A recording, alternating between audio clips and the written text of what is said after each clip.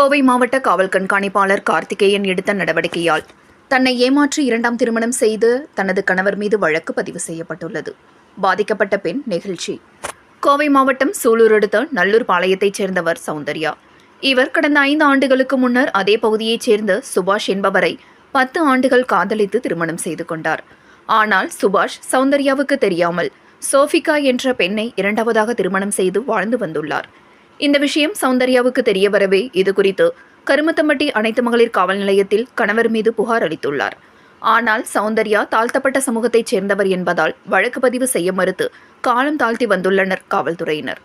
இதுகுறித்து கடந்த 15 நாட்களுக்கு முன்னர் சௌந்தர்யா கோவை மாவட்ட காவல் கண்காணிப்பாளர் கார்த்திகேயனை சந்தித்து இது சம்பந்தமாக மனு அளித்தார். தொடர்ந்து உடனடியாக வழக்கு பதிவு செய்த காவல் கண்காணிப்பாளர் உத்தரவிட்டார். இதனைத் தொடர்ந்து கருமத்தம்பட்டி காவல் மகளிர் துறையினர் சௌந்தர்யாவை ஏமாற்றியதாக அவரது கணவர் சுபாஷ் மற்றும் அவரது குடும்பத்தினர் கருப்பசாமி, செல்வி, சரண்யா, மருதாச்சலம், சோஃபிகா ஆகிய 6 பேர் மீது 4 பிரிவுகளின் கீழ் வழக்கு பதிவு செய்து விசாரித்து வருகின்றனர்.